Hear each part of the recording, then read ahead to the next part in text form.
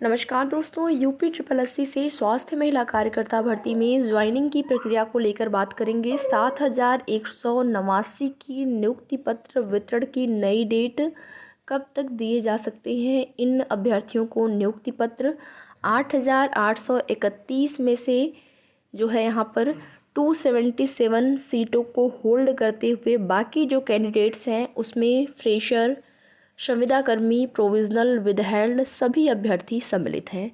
जैसा कि आप सभी को ज्ञात है कि 9,212 पदों पर आपकी भर्ती का विज्ञापन जारी हुआ था और यहाँ पर 8,831 कैंडिडेट्स ही चयनित हुए थे। बाकी सीटें यहाँ पर खाली हैं।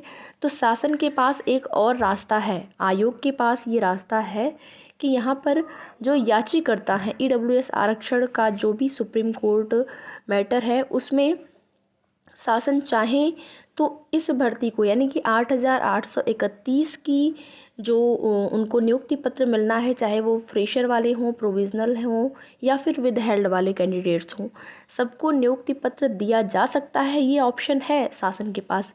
सीटें नहीं होती तो वहाँ पर समस्या हो सकती थी, लेकिन अब वो सरकार के हाथ में है, शासन के हाथ में है कि वो लोग क्या करेंगे।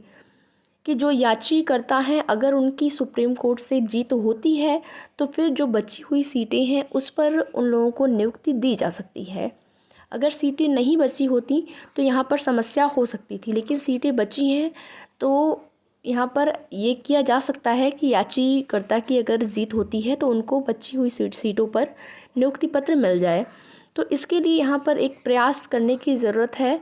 फिर से सभी अभ्यर्थियों को एकजुट होकर, कल की डेट में भी कुछ अभ्यर्थी जो हैं आयोग गए हुए थे, विभाग गए हुए थे, लेकिन यही जानकारी है वहाँ से कि जो भी कोर्ट मैटर है उसको निस्तारित करते हुए भर्ती प्रक्रिया जो है आगे बढ़ेगी।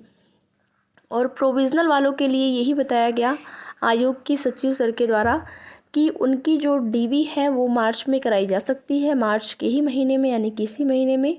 और आप लोग जो भी प्रोविज़नल वाली बहनें हैं, अगर आपने ये जान लिया है कि किस गलती की वजह से आपका रिज़ल्ट प्रोविज़नल आया हुआ है तो आप उसको सही करवा लीजिए। और अगर आपने अभी तक आपको नहीं पता है तो आप आयोग के सचिव सर से जाके मिलिए, आयोग में जाइए, वहाँ पे आपको बता दिया जाएगा कि किस गलती की वजह से आपका रिज़ल्ट प्रोविज़नल के अंतर्गत आया हुआ है।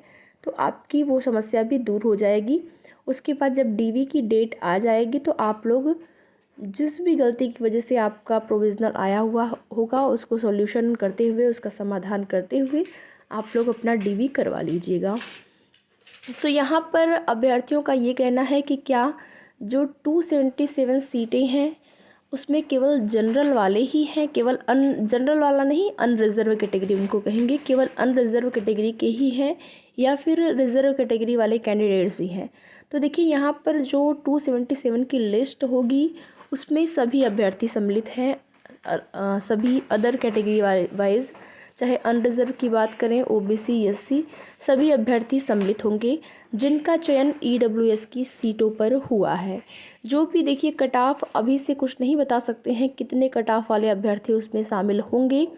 लिस्ट जो है वो अलग कर दी गई, यानी कि आपके आयोग से, यूपी ट्रिपल एस सी आयोग से वो लिस्ट बनाकर 277 की, जिसमें कि अलग अलग कैटेगरी वाइज कैंडिडेट सम्मिलित हैं, अनरिज़र्व के भी सम्मिलित हैं, ओबीसी, एससी के। तो उनकी जो लिस्ट है वो आपकी विभाग में भी भेज दी गई है और उस पर जो है कार्य चल रहा है। कार्य जो है इस समय अगर आयोग की बात करें, यूपी ट्रिपल एस सी आयोग में तेज़ी हुई है। किसी भी भर्ती को भी अगर आप देख लेते हैं तो पहले की अपेक्षा तेज़ी हुई है कार्य में। और ये अलग बात है कि जब किसी भी भर्ती में आप देख लेंगे, जब कोर्ट में मैटर चला जाता है तो वहाँ पर टाइम लग ही जाता है, कोई भी आयोग हो आपका। जैसे लेखपाल भर्ती की अगर बात करें, वहाँ पर भी मामला कोर्ट में है, इसकी वजह से रिज़ल्ट जारी होने में देरी हो रही है।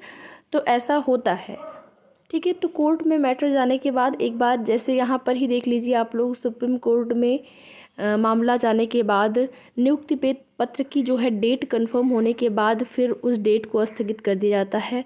बहनें कितनी खुश थीं और कितना उन्होंने प्रयास किया। आप लोगों ने आपकी भर्ती को कंप्लीट कराने के लिए बहुत ही अथक प्रयास यहाँ पर किया है।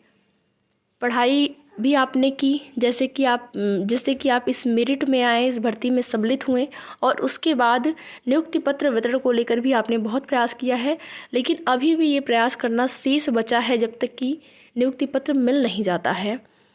तो आयोग में अगर जाकर आप लोग पता करेंगे तो वहाँ से यही चीज़ें बताई जा रही हैं कि कोर्ट मैटर को निस्तारित करवाने के बाद ही जो है आप लोगों की भर्ती प्रक्रिया या फिर आगे की प्रक्रिया हो पाएगी।